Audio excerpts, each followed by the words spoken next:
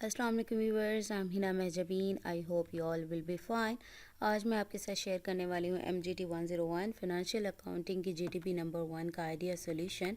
But idea solution share करने से पहले अगर आप मेरे चैनल पर न्यू हैं दैन प्लीज़ मेरे चैनल को सब्सक्राइब कर दें और बेल आइकन को क्लिक करना मत भूलिएगा ताकि अपकमिंग लेक्चर्स और डिफरेंट असाइनमेंट्स के आइडिया सोल्यूशन के नोटिफिकेशन आप तक पहुँच जाए। लाइक भी कीजिएगा, शेयर भी कीजिएगा। ओके जी, let's start from today's idea solution. और आपको पता है 14 फ़रवरी इसकी लास्ट डेट है। लर्निंग ऑब्जेक्टिव होता है, उसे ज़रूर पढ़ा करें।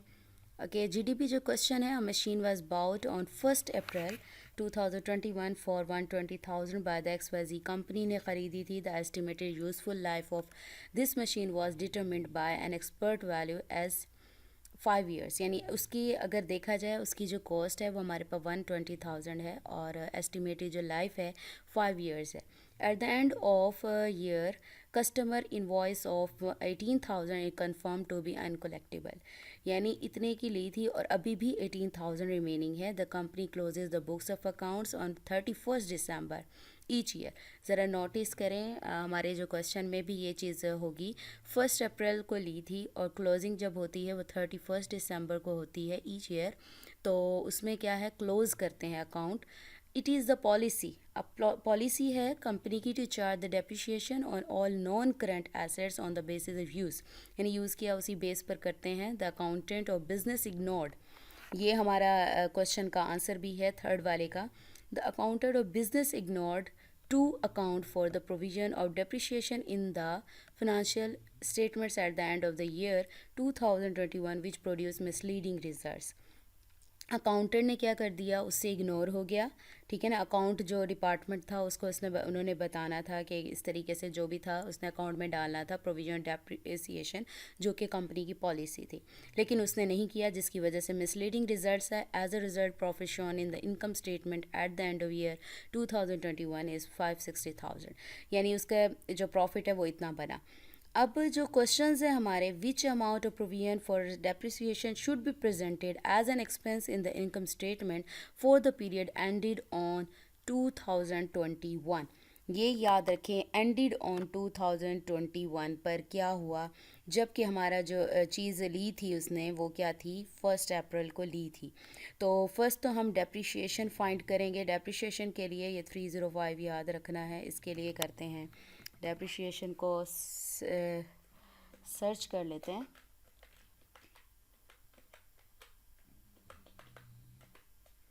ठीक है, उसका फॉर्मूला आएगा, आपने फॉर्मूला देखना है। वैसे जो फॉर्मूला होता है वो होता है residual value minus cost divided by estimated जो भी लाइफ टाइम है उसका, वो होता है। ठीक है, तो यहाँ रेजिडुअल वैल्यू तो नहीं है हमारे पास, तो 0% होगी, यानी ज़ीरो लेंगे। रेजिडुअल वैल्यू ये आ गया। ओके, यहाँ पर आ गए हम। Depreciation is the systematic allocation depreciable amount of an asset over it's life time. ठीक है, ये life time useful life time है, इसका कॉन्सेप्ट क्लियर करें।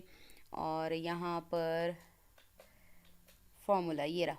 ठीक है, straight line method simple way है कि आप डेप्रिशिएशन फाइंड कर सकते हैं। Depreciation is equal to depreciable amount by useful life. Useful life उसने 5 ईयर्स बताया। डेप्रिशिएबल अमाउंट एकुमुलेटेड, उसको डेप्रिशिएशन को भी कहते हैं, जिसमें होता है रेजिडुअल माइनस या सैल्वेज वैल्यू माइनस कॉस्ट। तो हमारे पास जो रेजिडुअल वैल्यू है वो तो है नहीं, तो हम उसकी जगह ज़ीरो भी यूज़ कर सकते हैं।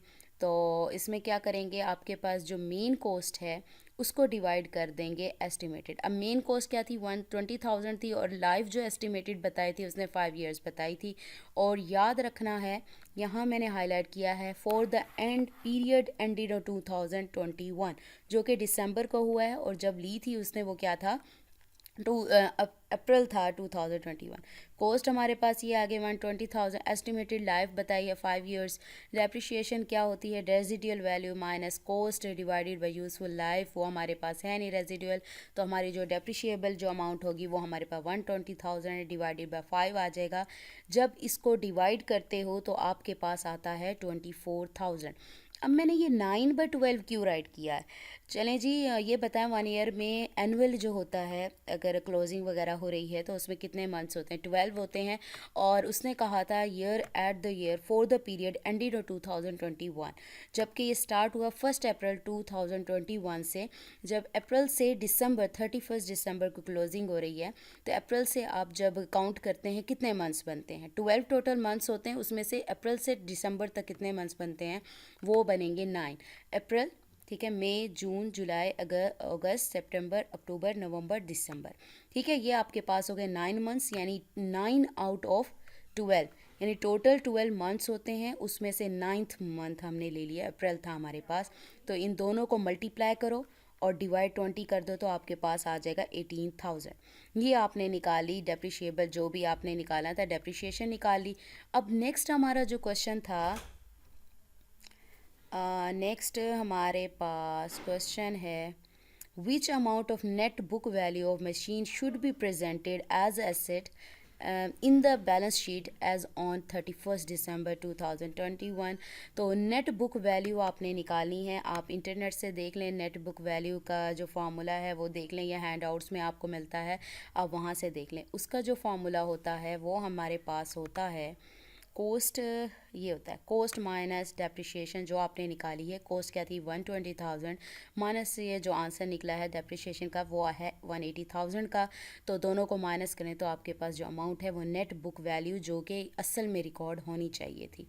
नेक्स्ट हमसे पूछा गया है कि which fundamental accounting principle was violated due to the non reporting of provision for depreciation in the income statement. अच्छा, ये मैं आपको बाद में बताती हूँ क्योंकि मुझे वहाँ दिखाना पड़ेगा आपको। तो ये क्वेश्चन देख लेते हैं, what will be the correct amount of profit after incorporating the non reporting, ठीक है, जो रिपोर्ट नहीं किया, of the above mentioned fact. ये जो नॉन रिपोर्टिंग की वजह से जो प्रॉफिट का डिफरेंस आया वो क्या है?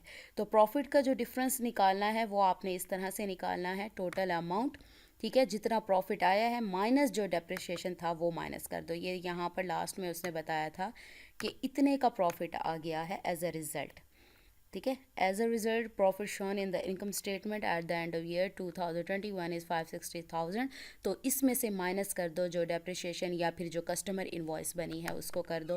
दोनों का आंसर सेम है तो आप इसको कर सकते हो, ठीक है। ये आपके पास आ जाएगी ये अमाउंट, ये प्रॉफिट निकल आया। नेक्स्ट हमारा जो पूछा गया क्वेश्चन है वो है कि कौन सा ऐसा फंडामेंटल बुनियादी यानी अकाउंटिंग प्रिंसिपल है जो वायलेट किया गया है non reporting provision for depreciation in the income statement. पहले तो आपको पता होना चाहिए कि इसके जो प्रिंसिपल्स हैं वो क्या है। मैंने फंडामेंटल अकाउंटिंग प्रिंसिपल्स डिटेल यानी प्रिंसिपल्स को सर्च किया तो ये सारे प्रिंसिपल निकल आए। मैं देख रही थी लोगों ने क्या राइट किया हुआ था, कंजर्वेटिव आई थिंक राइट किया हुआ था। मैं डिटेल को कट करती हूँ, इसको प्रिंसिपल्स को सर्च करते हैं, इंटरनेट चलाना पड़ेगा। ओके, तो इसमें प्रिंसिपल्स जो हैं आपके पास वो प्रिंसिपल्स आप यूज़ कर सकते हैं, उन सब की डिटेल्स आप पढ़ सकते हो। ये रहा, some of the most fundamental accounting principles include the following, accrual है, कंजर्वेटिज्म है, कंसिस्टेंसी है, कॉस्ट प्रिंसिपल है, इकोनॉमिक है, फुल डिस्क्लोजर है, गोइंग कंसर्न प्रिंसिपल है, मैचिंग प्रिंसिपल है। आगे नीचे भी और भी प्रिंसिपल्स गिवन है, 7 है, कहीं पर 5 है, कहीं पर 3 है। अच्छा, अगर मैं इस पर चले मैं प्रिंसिपल दिखा देती हूँ, फिर देखते हैं क्या करना है। तो ये देखें, ये प्रिंसिपल्स गिवन है बेसिक अकाउंटिंग। अक्रूवल में क्या है, this is the concept the accounting transaction should be recorded in the accounting period when they actually occur rather than in the period when they are cash flow. अच्छा, ये हमारे जो statement scenario से related नहीं बन रही। Conservatism principle क्या है, this is the concept that you should record expensive liabilities as soon as possible but to record revenues assets only when you are sure that they will occur, ठीक है। तो इसमें ये चीज़ आ रही है, इसको मैं और जगह पर भी दिखा देती हूँ। कंसिस्टेंसी में कंसिस्टेंट और अडॉप्ट अकाउंटिंग प्रिंसिपल और method, you should continue to use it until a demonstrably better principle और मेथड। अच्छा, ये भी नहीं आता, तो मैं थोड़ा सा मेन पर ले जाती हूँ। मुझे जो लग रहा था, ये देखें, full disclosure principle, this is the concept that you should include in or alongside the financial statement of a business all of the information that may impact a reader's understanding of those statements the accounting standard have greatly amplified. अच्छा, मैं यहाँ से इसको मैंने search किया था, ये रहा फुल डिस्क्लोजर प्रिंसिपल। आप इसको ये देखो, इसमें आ गया। The full disclosure principle is the accounting principle that requires an entity to disclose all necessary information in its financial statements or other related significance। ठीक है, ये है this is to ensure that the lack of information does not mislead the user financial statement। The idea behind full disclosure principle is that management might try not to disclose any information that could impair the entity's financial statement, its reputation as well। अच्छा, ये तो reputation वगैरह तो इससे ख़राब नहीं होती, ठीक है। तो फिनंशियल स्टेटमेंट्स में इसमें अगर मैं बताऊँ, मैंने और जगह पर भी किया था, बहुत फिनंशियल रिलेटेड इंफॉर्मेशन डिस्क्लोज करने की ज़रूरत होती है ताकि इसकी जो मिसलीड ना करे, आपके जो रिज़ल्ट्स हैं वो ख़राब ना आएँ, क्योंकि उसने बात की थी कंपनी की पॉलिसी है कि ये उसको बताना चाहिए था कि company it is the policy of company to charge the depreciation on all non current assets. The accountant of business ignore to account for the provision for depreciation, जिसकी वजह से रिजल्ट्स जो आए हैं वो मिसलीडिंग आया। मुझे जो मिला था अभी वो पता नहीं, अकाउंटिंग पर कर लेते हैं, तो इसको देखते हैं ये, ठीक है। ये मैंने देखा था, उसको क्लोज़ कर दिया, टैब इरादा नहीं था मेरा करने का अपलोड, तो टैब्स क्लोज़ कर दिए हैं मैंने। ये यहाँ पर है disclosure means that you should, ये देखो ये रहा the outcome. Full disclosure also means that you should always report existing accounting policies as well as any changes to those policies, such as changing an asset valuation method from the policy stated in the financials for a prior period। यानी उसको इन policies के बारे में बताना चाहिए था, inform करना चाहिए था, जिसकी वजह से ऐसी पॉलिसीज़ जिसकी वजह से अफेक्ट पड़ता है। यानी उसने कहा रिज़ल्ट जो है हमारा ये आया, ठीक है। तो मैंने तो इसके अकॉर्डिंग ये वाली जो थी, तो वो फुल क्लियर जो प्रॉपर्टी है प्रिंसिपल है वो वायलेट हो रहा है, तो मैंने वो राइट किया है।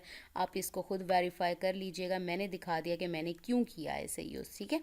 तो उसे चाहिए था वो रिपोर्टिंग वगैरह रिपोर्ट करना चाहिए था, अकाउंटेंट इग्नोर नहीं करना चाहिए था। अगर इग्नोर करेगा तो जो फिनंशियल स्टेटमेंट से ऊपर अफेक्ट आएगा और आपका प्रॉफिट कम या ज़्यादा जैसे भी हो सकता है, मिसलीडिंग रिजल्ट्स आएंगे। तो so I have presented my idea solution. I hope समझ आ गई होगी। ओके जी, मुझे अपनी दुआ में याद रखिएगा, अपना ख्याल रखिएगा। टेक केयर, अल्लाह हाफिज़।